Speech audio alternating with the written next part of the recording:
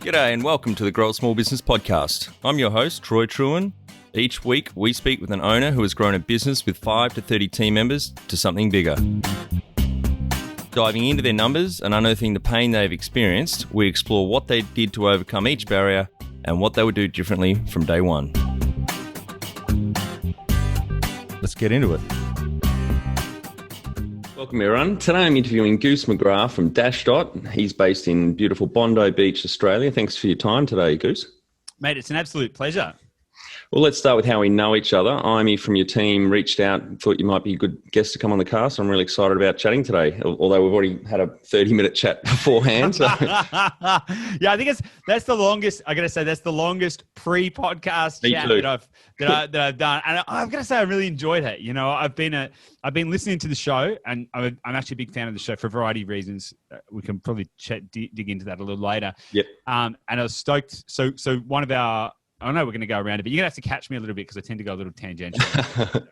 But yeah, one of the reasons that that Amy reached out to you was because this is part of our growth strategy is to go and talk on podcasts and to integrate and interact with other business owners. Right. So I think this podcast is really a great example of really digging into those small business growth stories. So. Yeah, thank you. I'm really enjoying it. Yeah. Now, before we get into your business, I've got to ask this question because I know the audience will ask.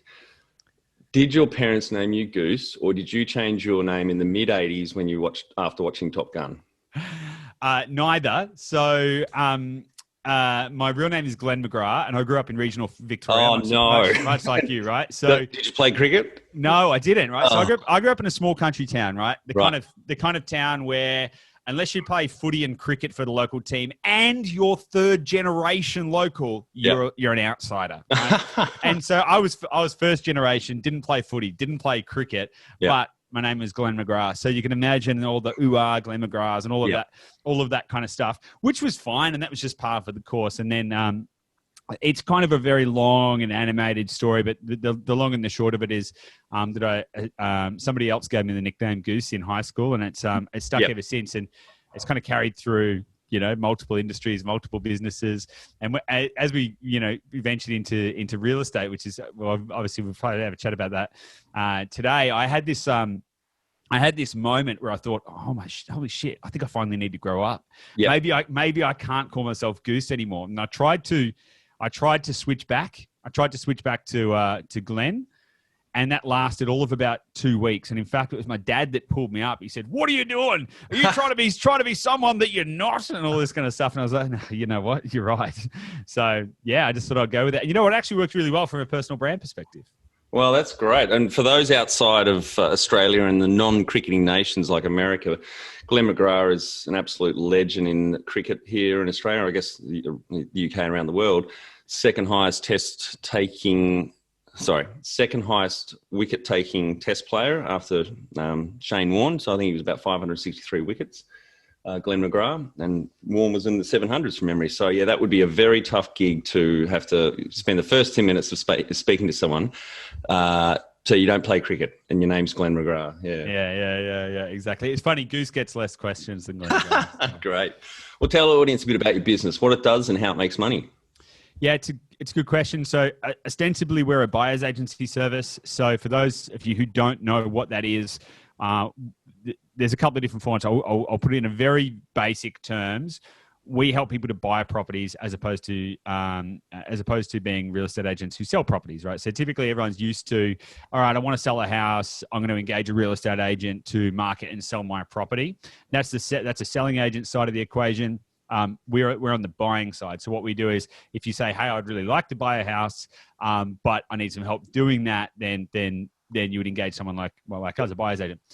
What we do, though, is a little different, right? So the traditional model for a buyer's agent is more typically centered around buying like owner-occupied dream home type thing. Oh, I can't find my dream home. I need help. I need someone who's got the connections and goes and schmoozes all of the local selling agents and does all of that kind of stuff.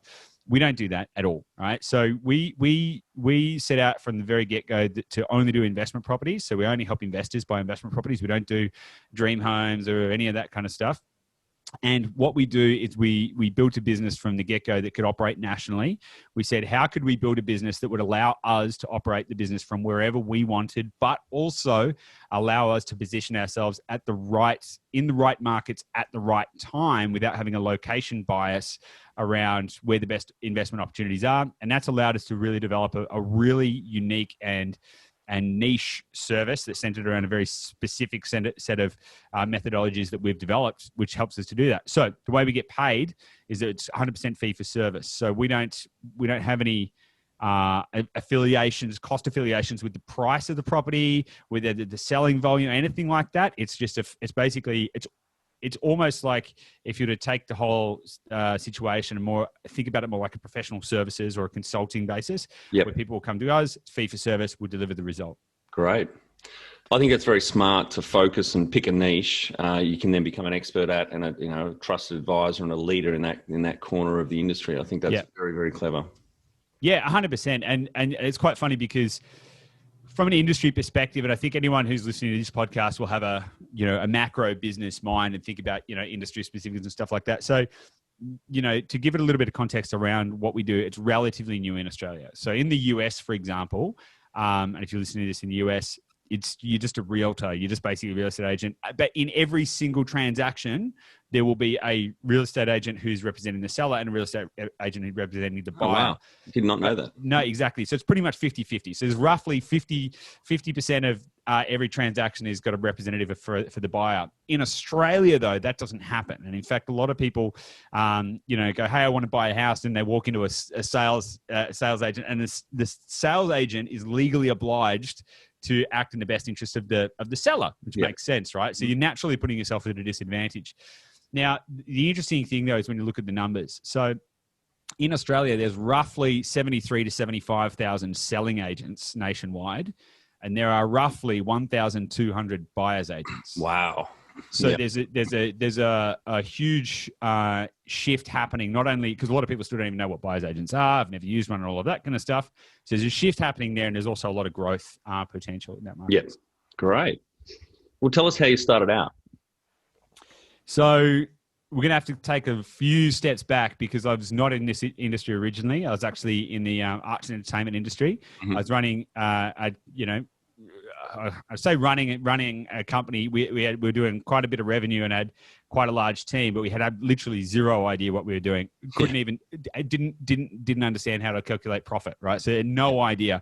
It had just grown arms and legs, and it was big, messy, loud, fun, wild, crazy, and ultimately debilitating. So I was working 100-hour weeks. Yep.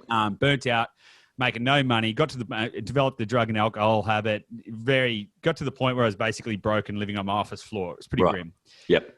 Met my partner Gabby, who actually came to work for our company. That was a good turning point for me. Fell in love. Thought, let's sort our shit out. I need to try and let's have a better life. So we thought we'll do what every young couple does. Let's go buy a property. Let's get our foot on the property ladder, right? Yep. That's the pathway. What year was that? That was in. That was actually. It was started 2018. Right. Yep. Mm-hmm. Yeah. So it was only a few years ago. And so we thought that was going to be our ticket to working less, making more, and having a better life, right? Yep. Mm-hmm. And it was so funny because I had no idea about property. In fact, I remember having a conversation with my business partner at the time where we were like, okay, how does property work? It's pretty simple, right? You just buy it and it doubles every 7 years. That's simple. So we're like, okay, so you just buy any property. Yeah, I think that's how it works. You just buy any property and they all double every 7 years. So armed with that amount of knowledge, my partner Gabby and I went out and bought the wrong property in the wrong place at the wrong time and lost a whole bunch of money. So, no. But it was awesome. Like any of these major events that happened to us, because we didn't have, we'd borrowed money off friends and family, and we were like, all right, and then we just stuffed it up on the first go, and we were like, oh man, this isn't how it should be, and quite a few things happened right around that time. But I was like, I realized that, a lot of people do actually make it in real estate. They make a decent amount of money. It can actually be a really great vehicle for freedom and all of that kind of stuff. And that sort of set off a trigger in my mind. I've always been entrepreneurial. I left school early to run my own businesses. I've always had that sort of problem solving mindset.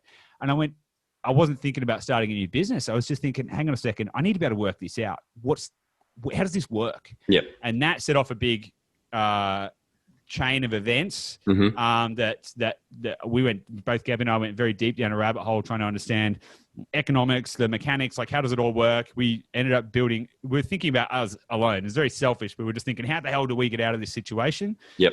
Built a very robust and unique methodology around finding, what we call the Holy Trinity of properties. So cash flow positive, high growth, value add potential. That's our whole shtick.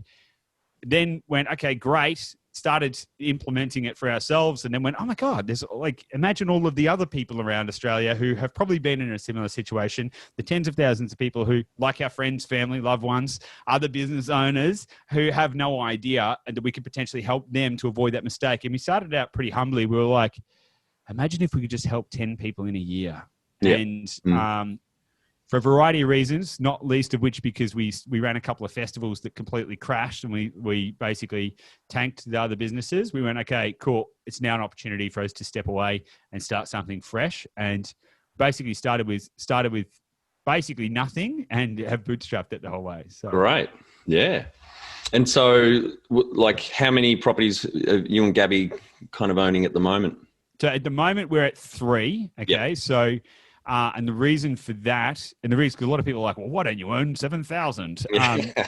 But as any business owner will know, sometimes getting finance as a business owner can be challenging. Now, we only started the business about 20 months ago. Mm-hmm.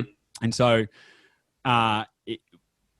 it's been great, but it certainly caused a few issues for us to be able to get the financing we need. So, but we're in a position now that we're obviously looking to expand that pretty radically. The funny thing is that our clients that have come to work with us, we've helped to take them from typically between 0 and 1 properties to multiple, and they're accelerating much faster than us because we can help them to navigate all the rest of the bits. So, Yep, great. And do you have any geographical kind of limitations or focus that you have, like the big cities or regional? Short answer is no. And I think this is where a lot of people go wrong. A lot of people get really dogmatic in the way that they think about property. So, for example, they might go, oh, yeah, Sydney grows all the time. That's not true. Yeah. Or they will have a bias to a specific area for a specific reason. Like, they've heard that Brisbane's going to be the next growth area. From their Uber driver last night. Yeah, exactly. So part of the quest that led us to develop our IP and caused us to start the business was around trying to identify. So I'm going to wind it back a little bit because I want to give you some insight, which I think will be really valuable to people. So when most people think about real estate, you think you can only get either growth or cash flow and that you can't get both together. So that was the first kind of myth that we needed to try and work out, because after we lost money on the first property, we said, okay, well, what would the perfect property look like? What would it do? It would grow really well and it would produce more income than it uses, therefore create surplus cash flow. Yep. And also it would have a way that we could add value to it so that if there was a market downturn, like what happened to us at the time, you would have a way to control the outcome. You'd have a way to be able to force more equity or more cash flow into it as you need it to make sure that so you could protect yourself like a life jacket, right? Yep.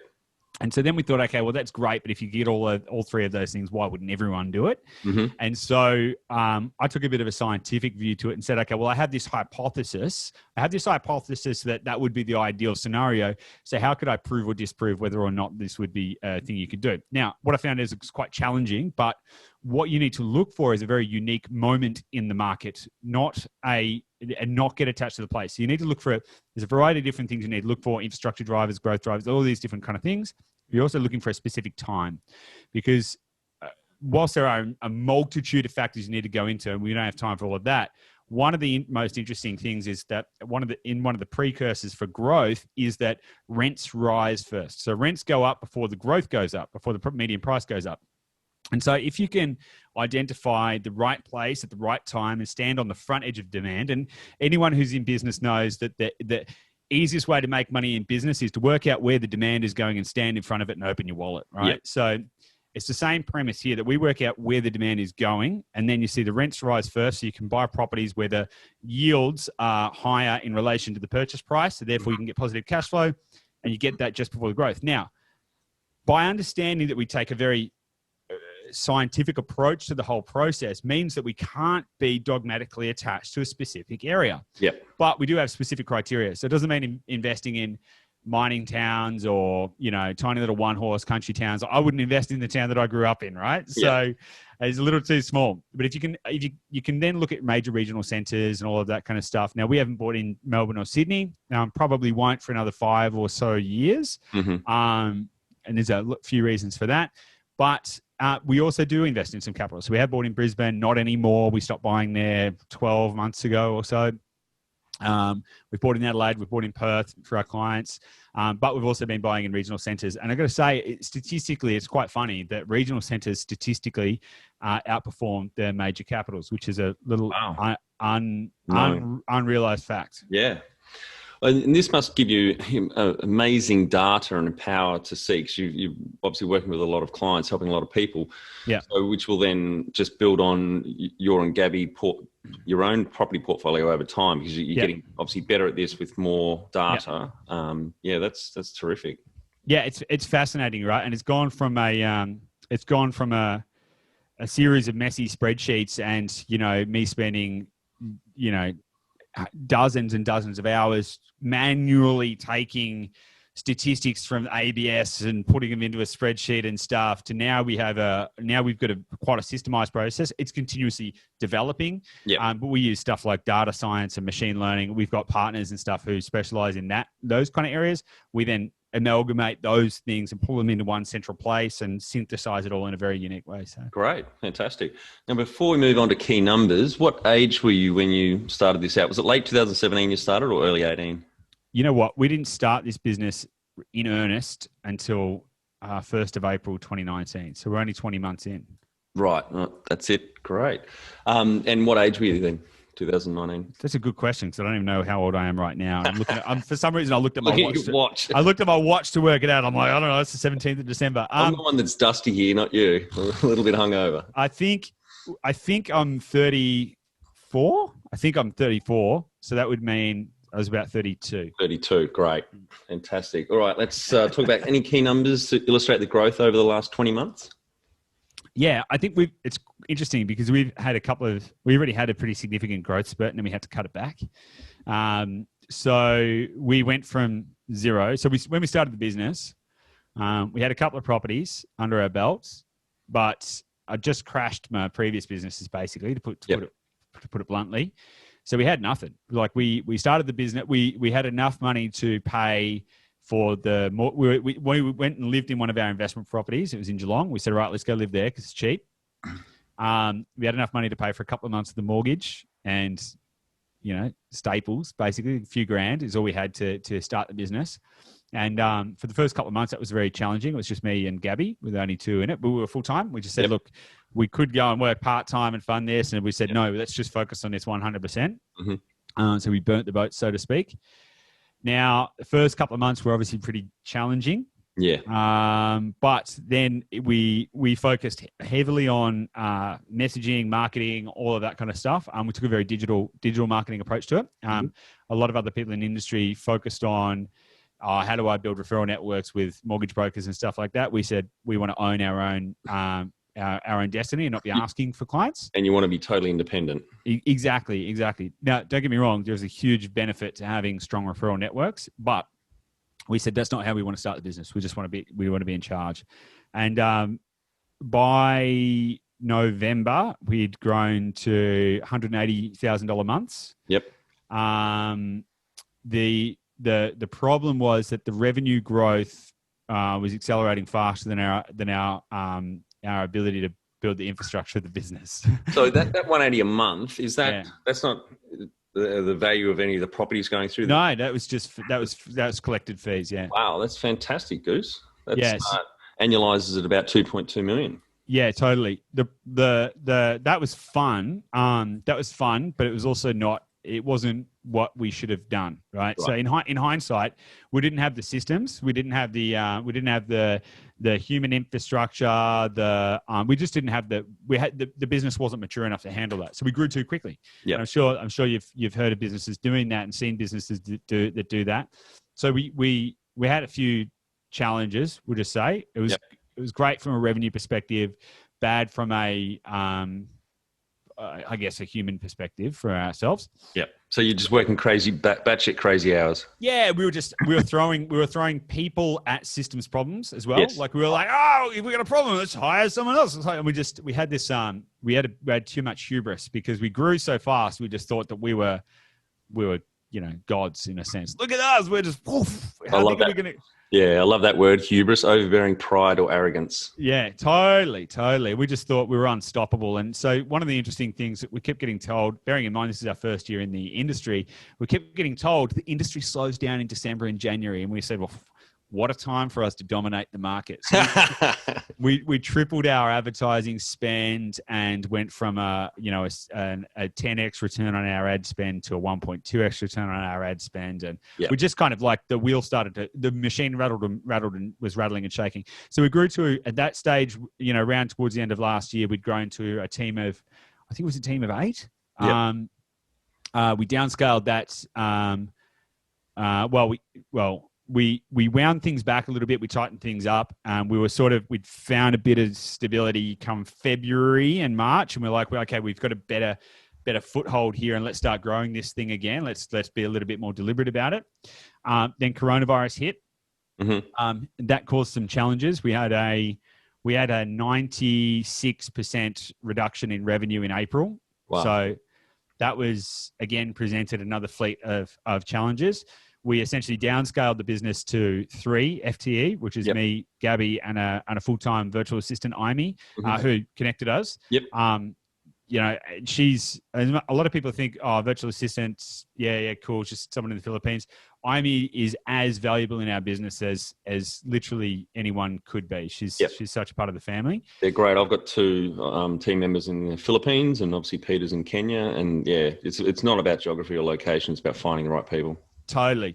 And, we wouldn't, I can safely say we wouldn't be running the business we are if it wasn't for Amy. She's awesome. Yep. Now, where we are now is I think we're growing I know that we're growing from a much more mature place with better systems, better processes, better direction, better strategy, all of this kind of stuff. So we're currently averaging around about 120,000 a month in collected fees. We've got 6 FTE right now. All right. And then we're on track. We're on track to, at the moment, our trajectory is that we're hoping to hit 1.5 by the end of this financial year. Yep. And then we're looking to double that in the next financial year. And I think from the sounds of it, I think you're going to do that easily, not just because the imbalance of buyer advocates to traditional real estate agents here, but it sounds like you guys have got your systems and the structures, everything right, and your marketing and branding looks great as well. So I think you'll easily do 3 million the year after. Yeah, I appreciate that. It's really interesting because we, having sort of let's be honest, I don't mind saying it, volatile. Like we've had quite a volatile business. But now we're finally at a point where I've actually got time. Like a lot of people, small business owners talk about, oh my God, I'm working like I tend to work a lot, but not because I have to, but because I kind of forget that I'm supposed to do other things like live. Yeah, me too. And I've realized over these past couple of weeks, I'm like, hang on a second. This feeling of anxiety is not because the business has got too much going on. It's actually because we have capacity. Yeah. Which has now made me go, aha. Now, as someone who thrives on growth, and I'm like a very motivated. I'm like, aha.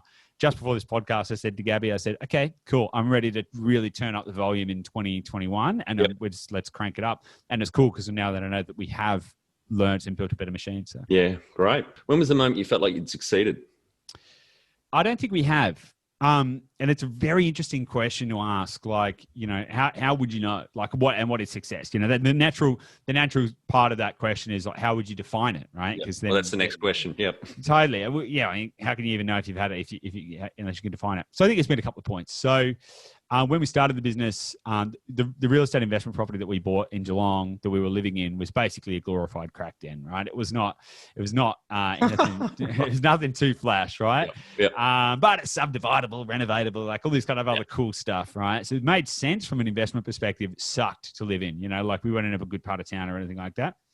When the business started going well, we had to come to Sydney to do a podcast actually, and we just happened to stay in Bondi Beach, and we just thought, God, what are we doing in Geelong? Why don't we just move here? And 2 weeks later, like we literally flew back to Geelong, sold all of our stuff. Just if it didn't fit in the back of the Corolla, we weren't having it.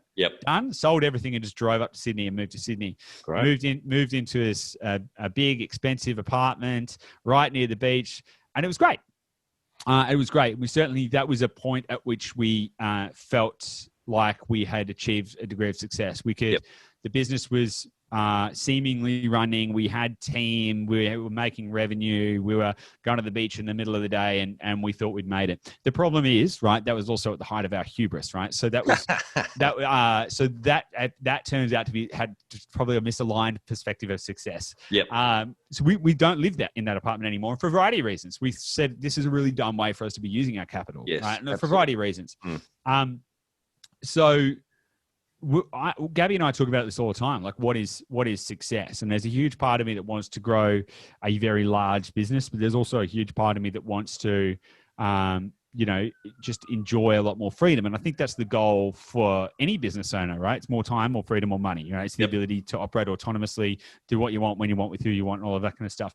Now, for me, that's always going to involve business. I don't want to sit on the beach drinking margaritas. I mean, I don't drink. I'm completely sober now, so that's good.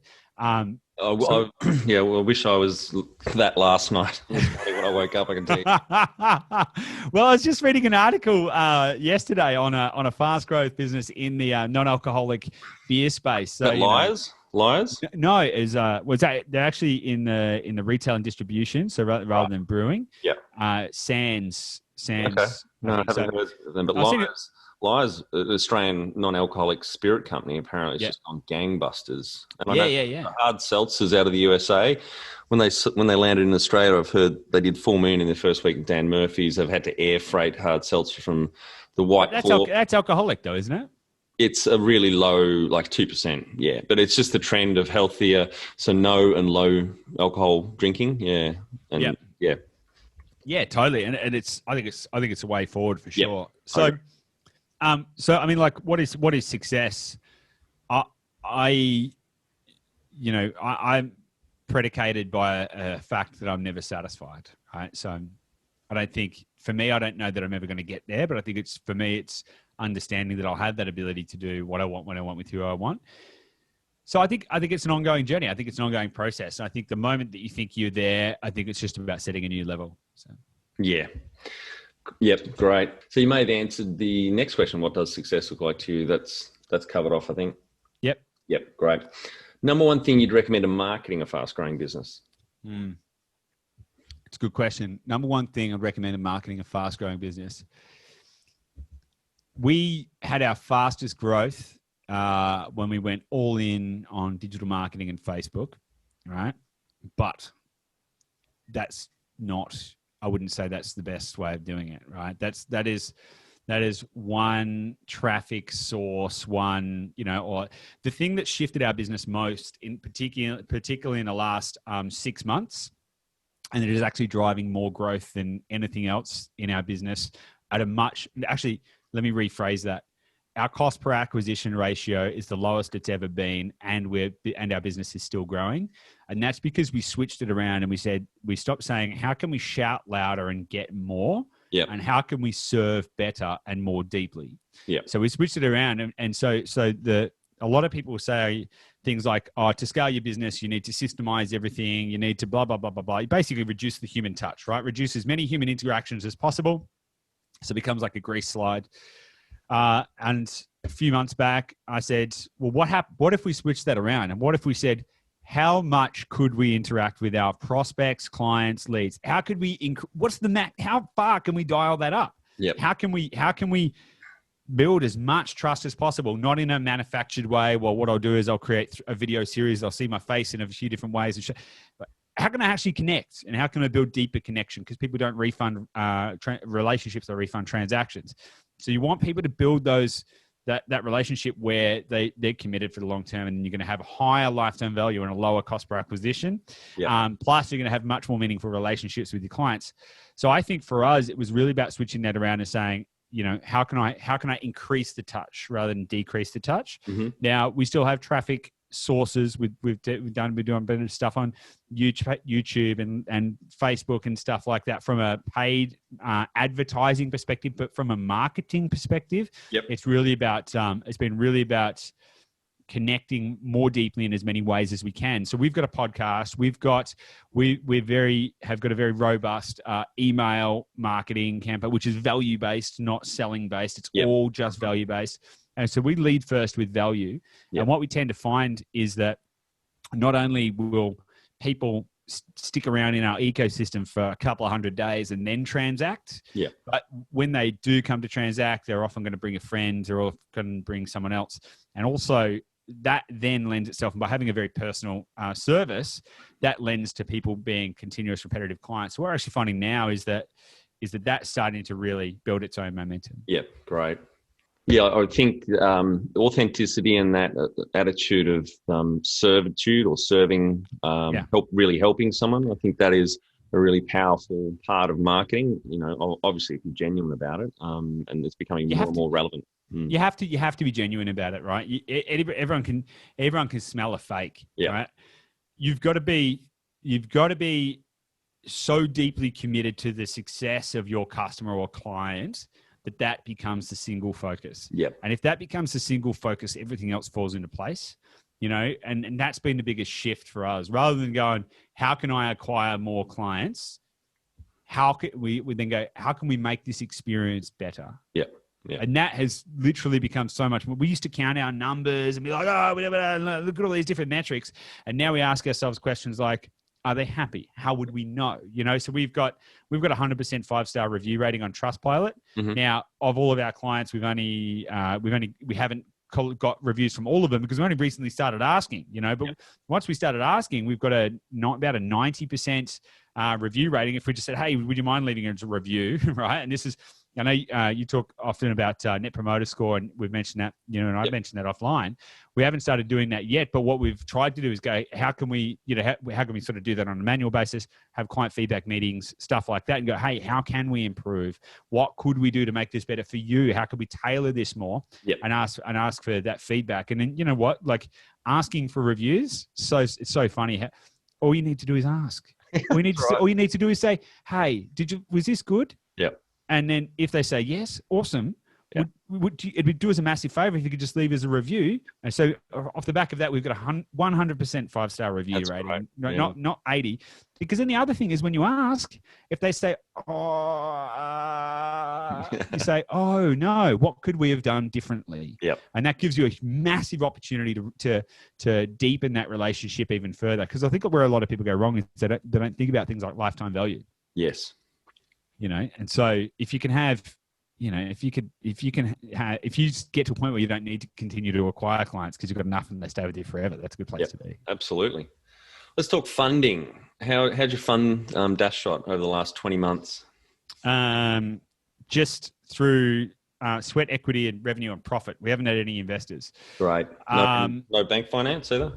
No. So we did get a small supplement from actually my parents. They invested a little bit in the business this year, just through the coronavirus period. But that hasn't been, it was neither big nor I wouldn't really like the business is operating on its own gumption in and of itself. So I think that's all good. Would we take on funding? Yeah, I think we would. Given the right circumstance. We've thought about it quite a lot. It's one of those questions, right? How do you grow a business? Do you bootstrap it? Do you find investors, business partners? Do you shave out equity? There's so many different ways you can do it, right? And to be honest, my ambitions with the business and where I know that we can go with it, if we had a couple of $1 million invested in the business, we would be able to invest much more deeply in the data science aspect of it, grow an even deeper leading edge advantage in the marketplace and all of that kind of stuff. And that'd be awesome. The reason that, we could change the model as well to increase the multiple. We turn it into a subscription based, increase the multiple. There's loads of different ways that we could. And we've thought about it quite a lot. There's lots of different things that we could do with the business. But the single reason that I haven't gone, well, let's go raise capital then, is because the time, energy, and effort required to focus on that when I could be focusing on the business of running their business. Yep. I haven't been able to justify that because when you take your attention away from the business, guess what?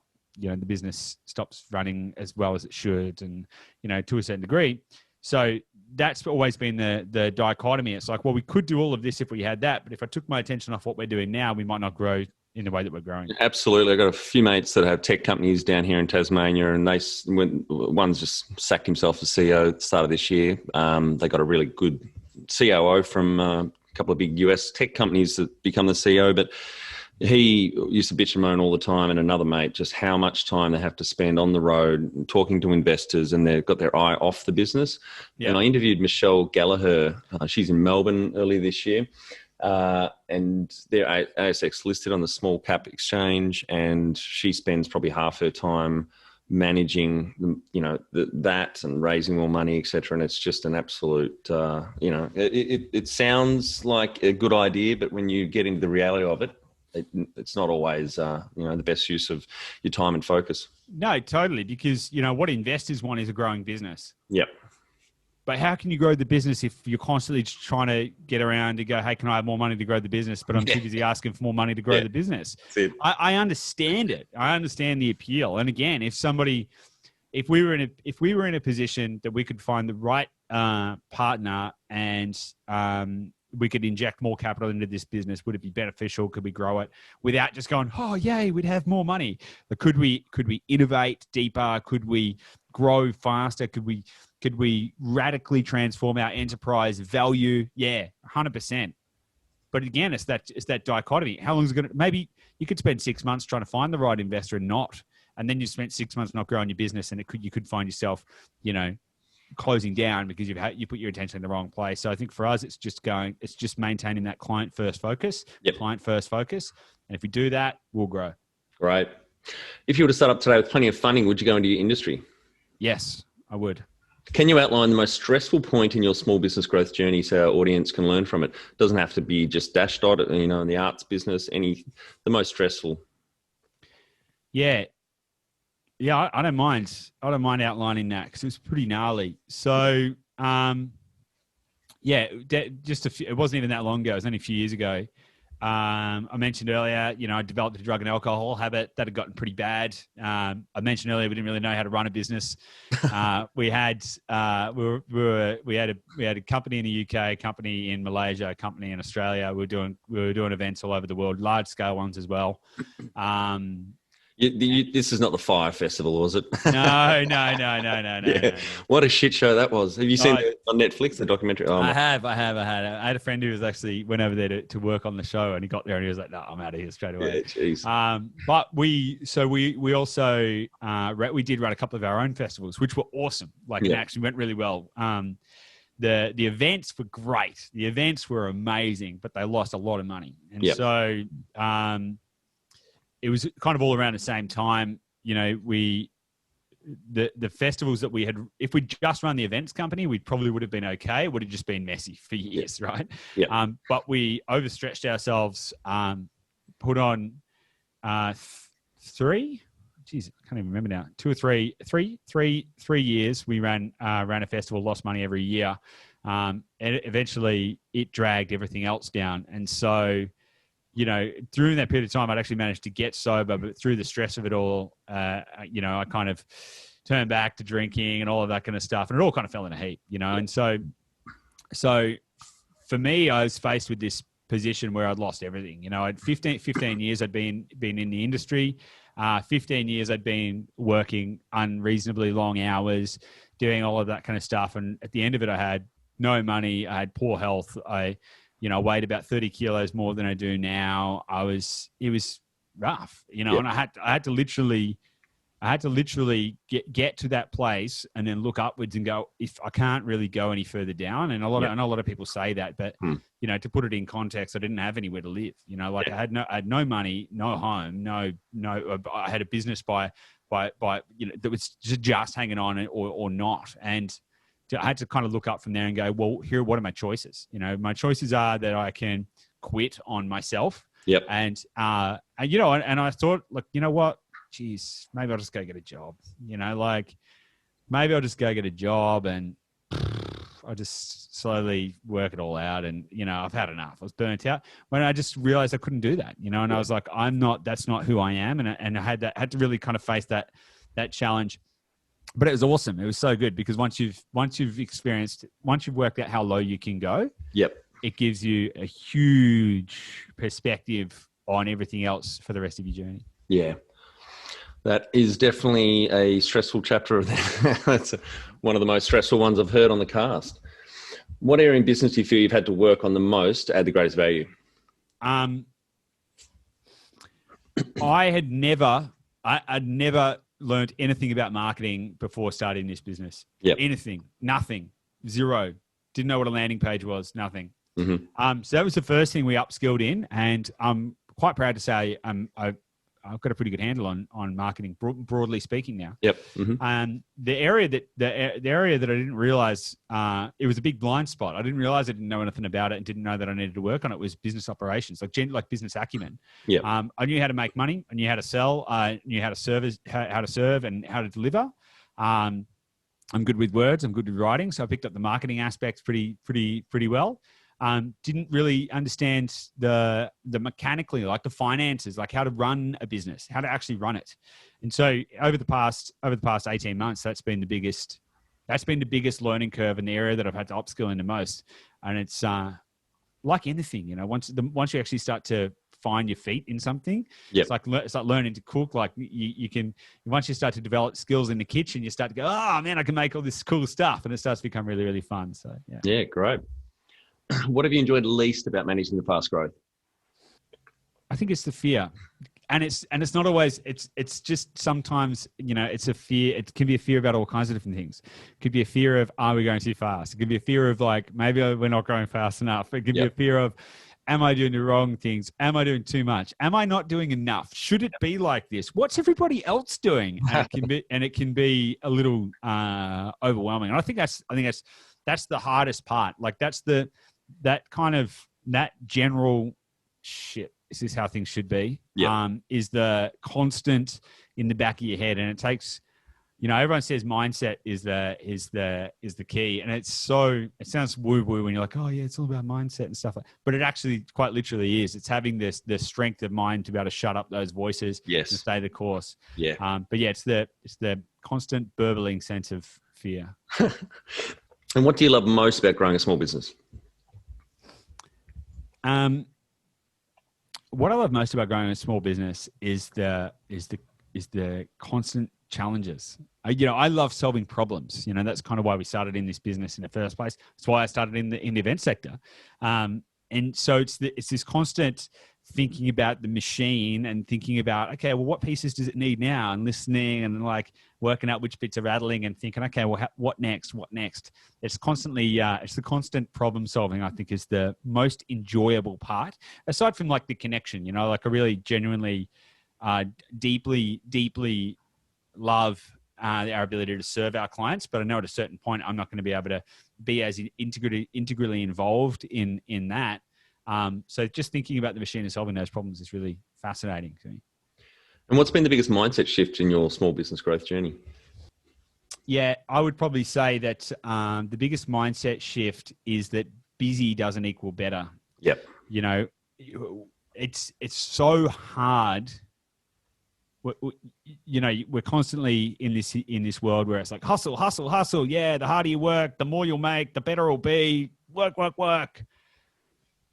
And I've really noticed over these past few months that the amount that I work, the hours I put in, is not directly correlated to the output. There's an asymmetrical return, and so the biggest mindset shift for me has been going, okay, well, how do I only do the bits that need to be done, so that you can create the gap, and then think about, okay, well, now that I've got this gap, what can I do to improve the business, rather than just thinking like, oh, how do I just constantly run around doing stuff? Yep. What's the number one habit you think a small business owner needs to develop and maintain? I would say it's a habit of looking at going through the finances every week. Mm-hmm. I speak to too many small business owners. Now I know small business is broad. Small business is anything up to about 50 million, right? So at a certain point, a small business owner might be listening to this and they're doing $20-30 million a year. And they're like, look, I got a CFO, I got an accounts team, all of that kind of stuff. But I think being connected to your numbers as often as possible within reason is critical. Not so that you fret over them and not so that you stress over them, but so you can see the interrelationship between the activities and the outcomes. And so you can measure different things. I think it really gives you a lot of perspective. Yep. I know for myself that whenever I'm thinking, should I do this? Shouldn't I do this? We've got a big spreadsheet which feeds in off all of our numbers. And I literally just open it up and I model things out and I say, where will this go? What's the implication? What's the first, second, and third order consequences of this? And should I do it or not? And it makes things a lot easier, the decision-making process easier to know what to do, when to do it, and why. Totally agree. I'm not just because I have a finance and accounting background as one of my degrees, but I'm a big advocate for, I often say, for small business, the backbone of growth particularly is having that financial model that you can play with, scenarios, have a look at, but also have your forecast and your budget that you can track to make sure you are, hitting those numbers. Yeah, totally. And it allows you to know whether you're on track or off track. So the fear that I spoke about a moment ago, do you know the biggest panacea for fear is numbers. Yeah.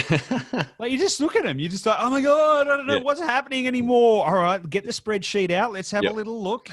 Oh, yeah, okay. Everything's good. Everything's green. Great. All right, carry on then.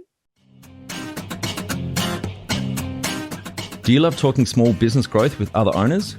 We have a vibrant online community from many industries around the world. Plus, we regularly add new tools and resources for community members and host 2 webinars a month to help you grow your small business. growsmallbusiness.com.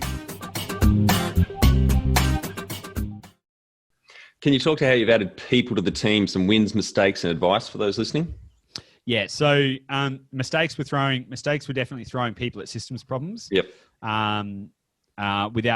Without creating good systems for them, without creating SOPs, just going, hey, just go do that. Doesn't work. Doesn't work. It's bad. It creates a bad client experience. It's bad for business. It's just bad. Don't do it. The best thing that we've done actually was hiring a former client. All right. So we had a client who was so enraptured with their experience with us that they left their 15-year engine. They approached us and said, hey, can I, this is so good. Can I come and work with you guys?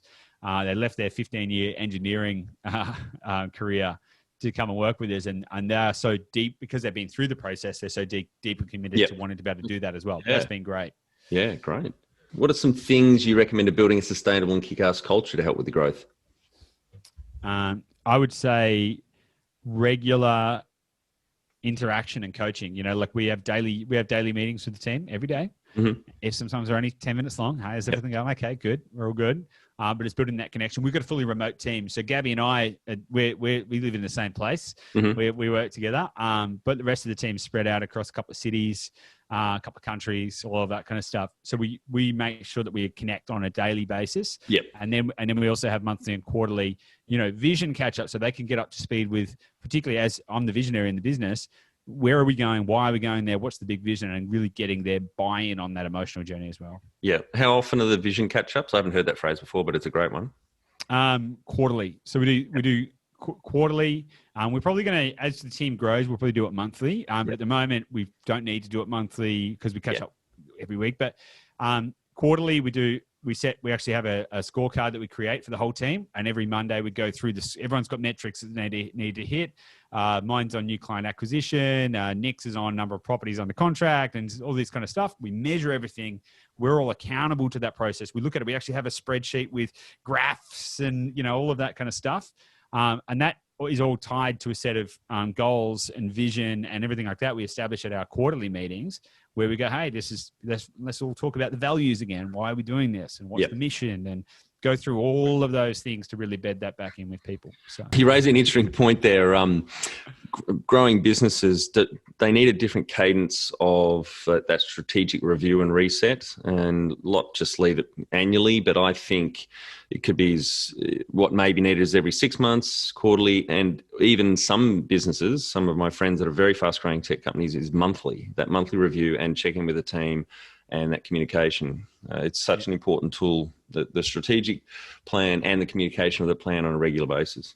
Yeah, I think that the cadence is going to be dictated by the size, right? Because if you have a larger organization, you're going to need to communicate more frequently. Yep. Smaller, you're going to be more connected, right? So where we are, I think quarterly is good, but if we doubled the size of our business, I'd probably bring it up to monthly. Tell our audience how you've handled balance. Yes, it's an ongoing challenge. Every quarter we do a separate exercise. We look at what we call the seed of life, which is analyzing the 6 key areas of life. I don't have them all in front of me, but it's, career, finance, intellectual, health, relationship, all of these different factors. Yep. Scoring ourselves in every area out of 10. And then is that just you and Gabby that does that, or the whole team? It's just me and Gabby, but we'll probably eventually get the whole team to do it. Yep. Great. So that we can, because I believe in investing in the people as well, right? So if we can help other people to get more balance in the team as well, we try and do that too. So constantly just looking at those things and seeing where we need the most amount of work. So how have I found balance? Challenging, because I think as business owners, we all have a propensity to work and work and work. Yes, we love what we do. Yeah, exactly. And we associate it with our identity and all of that other kind of stuff. But it's certainly been a focus, and it's certainly been a part of the growth strategy with the business is that it has to grow with balance, right? And so as much as I want to, 10x the size of the business, I don't want to 10x the work. So it needs to be able to deliver both aspects. Yep. Very good. Good to hear. How much professional development have you invested in yourself over the years? Professional and personal? Yep. A lot. Mm-hmm. Yeah, a lot. There's professional stuff, which is, legislative, licensing, all of that that's relative to the industry. Yes, got to have all the right certifications, insurances, do all of that kind of stuff. That's a component. In terms of, business, coaches, mentors, courses, that's pretty much where I don't drink, I don't smoke, and I don't do drugs. So all of my money pretty much goes into things like books and courses and coaches and guides and things like that. So a lot, I would say. Yeah, great. If you've had any mentors or coaches along the way, can you tell us about that experience and any value added? Yeah. It's a mixed bag. I think that there are a lot of coaches and courses and guides, and we'll lump them all together just for the point of this, that are very good at marketing, very poor at delivery. Yes. The other big issue that I see in the space is that very few of we'll call them all mentors just for the point of this, for very few of those kind of system structures or processes are really designed around the individual needs of the business owner. Mm-hmm. I meet so many business owners that they say, all I want is someone who can look at my unique situation and tell me what to do next. Yeah. They're all the same people like me that have spent literally tens, if not hundreds of thousands of dollars on these kind of, courses or whatever, that you're sort of in a group coaching environment, or it's very rote, or it's very non-specific, which is very challenging. But where I've had the most connection is with the one-to-ones, where you go, look, I just want a one-to-one. I'm going to meet with you every 2 weeks. I'm going to tell you where I'm stuck, and then you're going to help me to identify what the next step is, and just doing that regularly. So, we certainly wouldn't be where we are without the mentors, coaches, guides that we've had. We just wouldn't. We just categorically would be not anywhere near where we are. And do you have a board of directors or advisors at the moment? No, but it is actually on my list of things to be thinking about. So I do thinking time every day. Yep. Where I spend 30 minutes to 45 minutes asking questions and thinking, strategizing. Yep. And it's on my list of things coming into the next year is how, why, where do they fit? How does it all work? Yeah. I wrote 2 LinkedIn articles on this in the last few months. I'll shoot them through to you after That'd be great. That'd be great. Yeah, that'd be awesome. And Peter might link through to them in the show notes as well. All right, Goose, we're on to our final 5 questions, and I can get some Hydrolite and Barocca. What do you think is the hardest thing in growing a small business? Mindset. Mindset for a variety of reasons, not just from the woo-woo perspective, but from the efficacy, efficiency, practicality, focus. We all go through fits and stuff. I'm sure every business owner goes through it. Sometimes you'll have a couple of months where you can run through walls. You're tearing apart the fabric of the universe, and then you'll hit a spot where you're like, what am I doing again? Yep.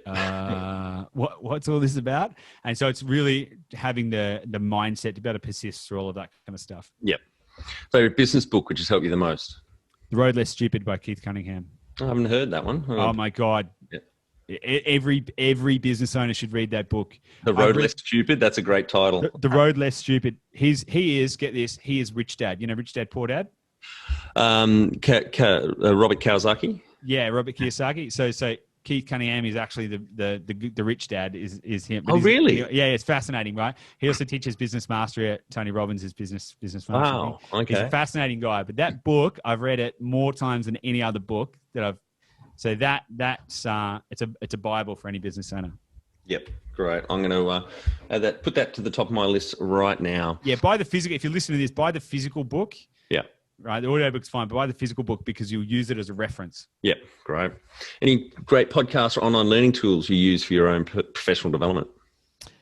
Yeah, so podcasts massively. So there's a couple. I like Jay Abraham's The Ultimate Entrepreneur, just because I like the way Jay Abraham thinks. There's a few good ones out there. I tend to rotate through quite a few different podcasts. That's the main area that I go to both relax and educate and all of that kind of stuff. One tool you'd recommend to help grow a small business? Well, we've just started using HubSpot. Mm-hmm. I've got no affiliate links or anything like that. But yeah, I've got to say it's the first. I've got to say it's the first kind of tool of its type that I'm openly walking around going, guys, go check this out, because it seems to solve so many problems. That's great. I'm going to check that up over the break. Yeah. Finally, my favorite question: what would you tell yourself on day one of starting out? Patience. Be patient. It's a long game. Great. Thanks, Goose. It was a terrific interview, and congratulations on the success for you and Gabby so far, and obviously a very up and down business journey so far. And I think the audience will get a lot of value out of listening to what you've been through and where you're heading. Thanks. I really appreciate it. Really appreciate the opportunity. I obviously love talking, so this is right in my wheelhouse. So thanks. Appreciate it. Great.